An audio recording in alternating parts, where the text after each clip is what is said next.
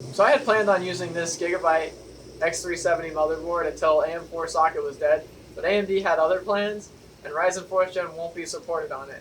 So my girlfriend picked me up this Asus Crosshair x570 motherboard, and today we're going to swap that in. So this thing is sick. I've always wanted a Crosshair board ever since the crappy FX days. Can get you a good look at this. Ooh. Metal chokes for better heat transfer, a EK water block covering the VRMs, 2 M.2 drives. It's beautiful. It's beautiful. Get a little unboxing action going here. Oh, it's heavy. What do they give you in the box? They give you a coaster. You get 20% off cable mod cables, drivers with a sticker in the bag with the drivers, a little thank you letter from ROG, more stickers, fancy stickers, a manual, user guide. You get your Wi-Fi antenna, RGB controller of some sort, RGB wire of some sort, another RGB wire of some sort, SATA cables, cable for your power and reset to just plug right into the board. More SATA cables, and your M.2 standoffs. Let's get this all put back in here. Before I go ahead and install this board, I'm going to start up the PC as it is and kind of get a baseline of what is really changed between x370 and x570. I know x570 should be more stable. It has higher advertised RAM speeds. I have pretty good RAM, so hopefully it will hit higher speeds. Oh, this thing is heavy. Man, look at this box. Like, look at this mechanism on the box. Like, how about that? Alright, let's get this thing fired up. So I guess I should go over what's in the system before I take it apart. Currently, it's a Gigabyte Gaming K7 x370 motherboard, 3950X 16-core processor, G-Skill Trident Z Neo 3800 CL14 RAM, a 2080 Ti, dual loops, one for the motherboard CPU package and one for the GPU. And around back is a Corsair AX860i 80 plus watt modular, fully modular power supply. It works great. I just want that sweet PCI 4.0 support for the NVMe drives and a second NVMe drive. So one of my biggest complaints with this board was some of my USB slots just tend to not work too well. I don't know if it's just me not plugging the right thing into the right place, but sometimes they just don't work in certain slots. So one of the major drawbacks to this board is that it only supports RAM speeds up to 3600 megahertz, which is okay for first gen Ryzen, as most first gen Ryzen processors can't even hit that speed. But on third gen, the Infinity Fabric really needs that boost to 1800 or 1900 megahertz to really perform better. Alright, so let's fire up Cinebench R20 and see what our peak single core and all core boosts are. You remember that Cinebench thing that I was showing you yesterday on the laptop? Yep. This isn't on the desktop. Holy cow. Alright, so it seems like it peaked at 4.3 and then just held that 4.1 curve throughout the all core test. I'm going to go ahead and reset and run it single core. Alright, so it scored a 489 single core, which is just incredible for 16 cores to do that good on a single core. But we're only seeing core 0 hit 4.5, core 2 hit 4.75, core 3 hit 4.47, and all the rest of them just didn't seem to get that high.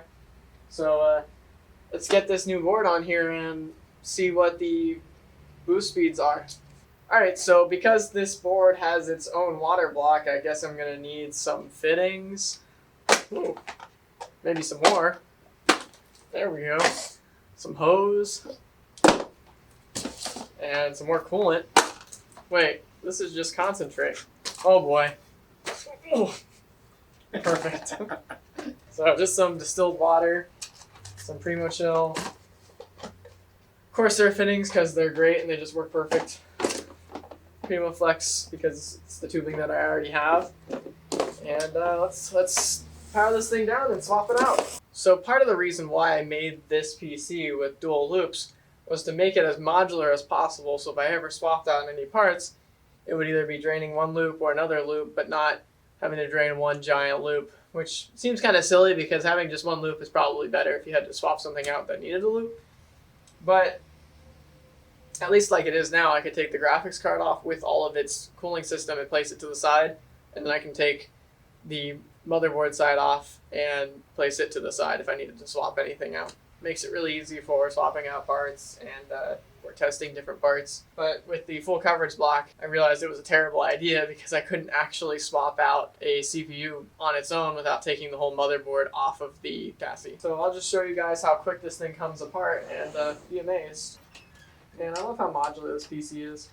Put 2 screws back in there to hold up the radiator. So like I'll take the screws out for the fan and then I'll put 2 back in at the top. My 90-degree adapters for my display ports. Disconnect the PCIe slot. Disconnect the graphics card from the power supply. Take the screws out of the vertical mount. The whole GPU drops down. And then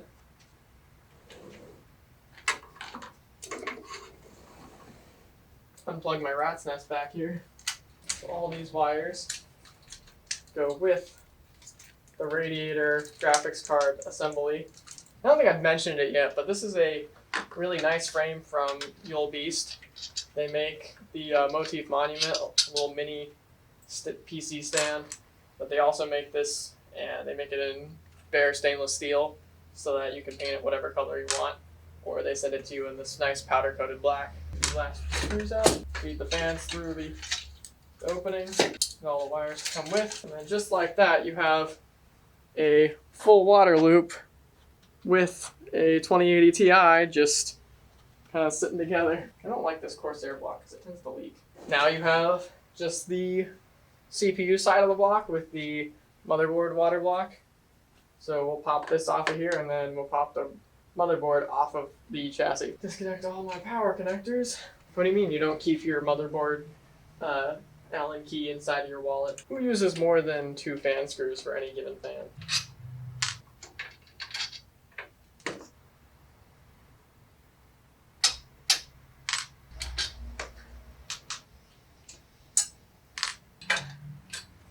Place that off to the side.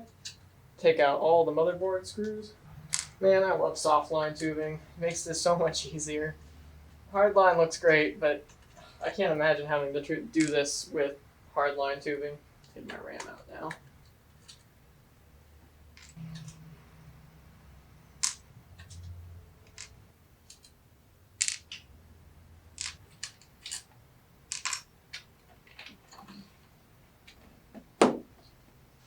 Unplug the rat's nest behind it again.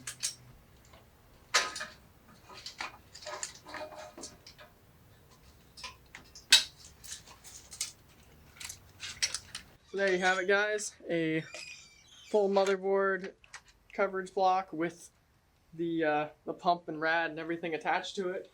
Super modular. It's just kind of big and awkward now.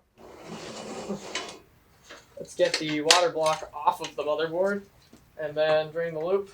And I gotta take this plate off so I can get the full coverage block off of the motherboard and then just throw the motherboard in the Use it like a frisbee. No, it's still a really good motherboard.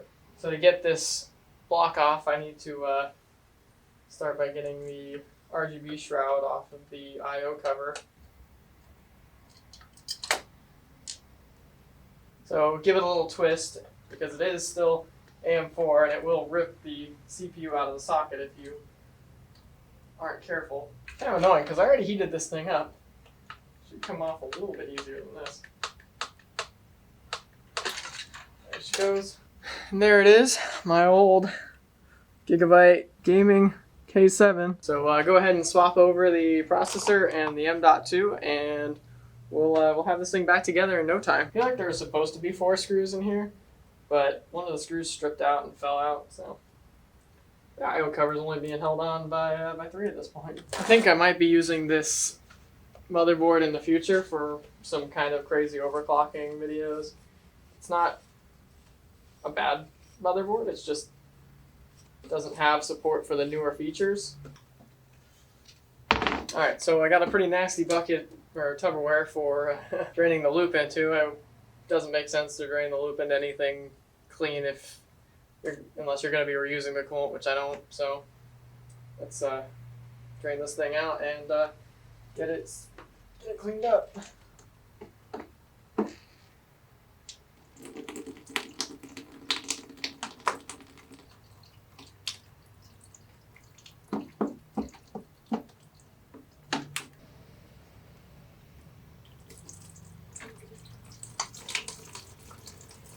Get my fittings off of the EK block, the fittings off of the hoses. Yeah, that's a pretty piece of machinery. A lot of love went into that block. Get these caps out of here, put them in the EK block. Alright, so first things first, take the bracket for mounting an air cooler to it, like every AM4 motherboard. So before I had that full coverage water block, I used this Corsair XG7 RGB. It works okay.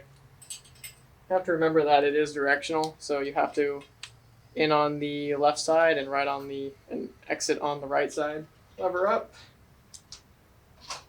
Dot in the top left corner. Make sure it's installed. Flip it down. Thermal face. Make sure this surface is clean. Get the thumb screws.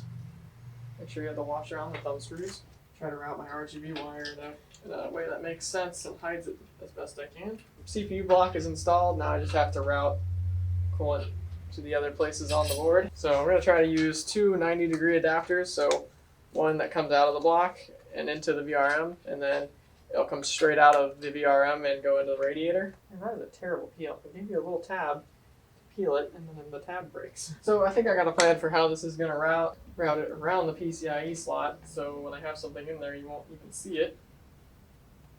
Even though it's a little bit longer of a loop than I'd like, I can at least swap out the processor and not have to worry about draining the loop or taking the whole motherboard off.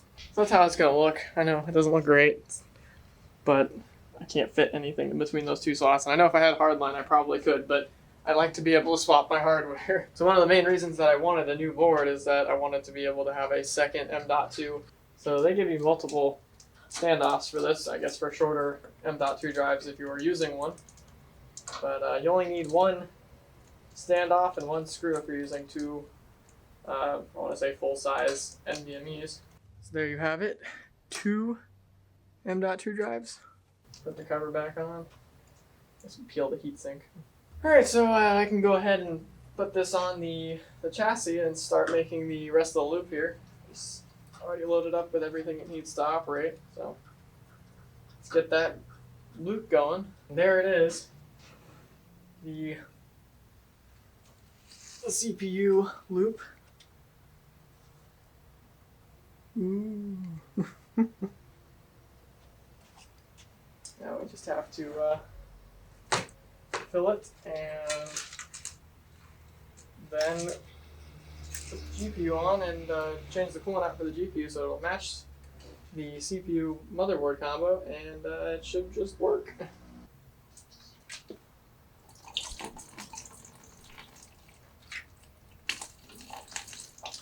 Well, off camera, I noticed that some water from me filling the loop got into the 16 pin on the GPU, so I went ahead and took it out in the shop and blew all the water out of there. I think my pump wasn't primed, so it was just spinning freely. Go ahead and top this off while it's running. Well, there it is running. I guess I'll work on some other little stuff, like some of the fans aren't working, because one of my Commander Pros has a few dead sockets from when I tried plugging a fan splitter into it, but let's get this thing working. Alright guys, so it's like 12 hours later. I had a slight problem with water intrusion on the GPU. I took it out, took it apart. Well, I mainly just took it off the water block and took it over to an oven and got the water out of it with with some light heat, and it seems to be working okay now. It comes into BIOS and it's saying CPU fan error, so I'm going to go ahead and take care of that. Just press F1 for setup, and go to the BIOS. Go over to monitor and down to QFan configuration, auto, and then ignore the fan speed lower limit because we don't have a fan speed because it's open loop and there's 2 pumps running, so it's fine. And then I'm going to go over to Extreme Tweaker and set a XMP profile, just DOCP limit. Okay, and we'll head into Windows. Save changes and reset. Alright, so we're into Windows. I'm going to go ahead and open up Cinebench and hardware info and see what this new motherboard will score. Alright, it's running. So immediately off the bat, I can tell that it's not all-core boosting quite as high as the old motherboard did, and I'm not really sure why. It's probably going to score lower straight out the box, which is a little upsetting. Yeah, it's only boosting to about 3.95, which is about 50 megahertz less than the Gigabyte board. All right, so it scored an 8632, which is pretty meh for swapping out a motherboard. But let's check Ryzen Master to see if there's any fudgery going on. So immediately with Ryzen Master, I can see that it's hitting a TDC and EDC power limit. So it's at 100% of both of those.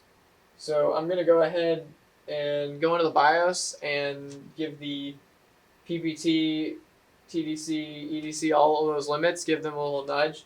And hopefully we'll see an actual performance gain here. So I just want to show you guys what it looks like when you're hitting a power limit as far as Precision Boost Overdrive goes. So for whatever reason on this board, the Precision Boost Overdrive settings are very weak, and it's just maxing out the PPT, EDC, and TDC.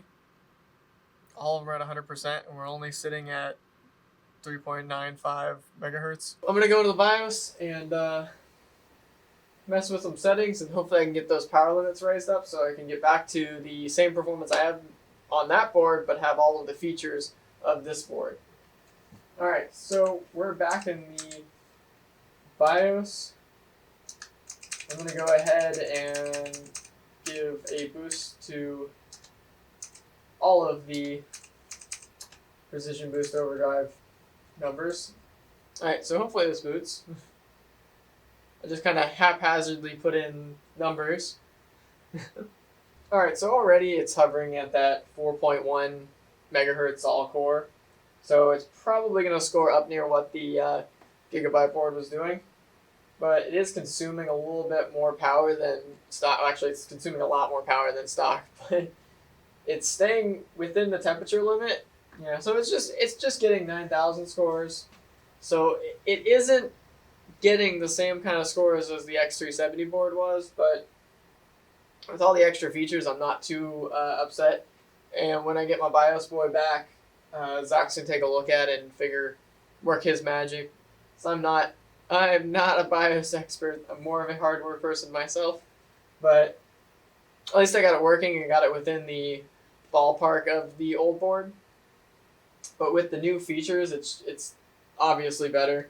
Having 2 NVMe drives both at PCI 4.0 speeds is amazing. I can just transfer a file between them. I'm sure it'll be in the gigabyte per second or more range. The RAM speeds are probably going to be far more stable. I mean, it already is more stable. I might be able to do something with the Infinity Fabric with the higher RAM speed that's stable. It's all a matter of time. I mean, new board, I want to set the RGB on it to match the red. I love the new coolant. It's not clear like the old coolant, and it's not see-through like the old coolant. It doesn't look like just clear coolant inside the tubes. Tubes actually look the color that I want them to look. Hopefully with this new board I can get more out of it than the X370 board, but it just goes to show just how good that X370 board is in completely stock form with this processor. Although even an A320 board was able to hit over 9,000 scores on Cinebench R20. So something weird's going on with this board. I'm not quite sure. I'll have to figure this out. It's a fun little swap to do. It took a really long time with the problems that I ran into with the video card. Alright guys, that's going to do it for today. I'm really happy with how the swap turned out.